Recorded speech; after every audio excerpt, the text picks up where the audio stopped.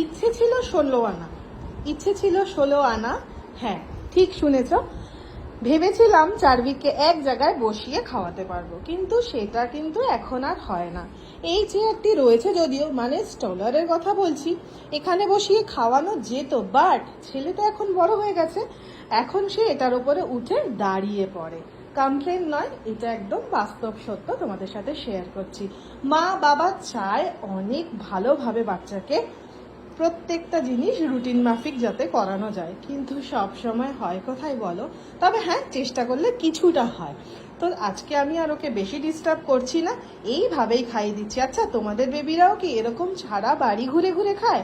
শুনেছিলাম যে এরকম ঘুরে ঘুরে খাওয়ানোটা খুব একটা ভালো অভ্যেস তা নয়।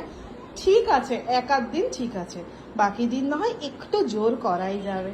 তো চলো আজকে আর জোর না করে এইভাবে সারা বাড়ি ঘুরে ঘুরেই ওকে খাইয়ে দিই।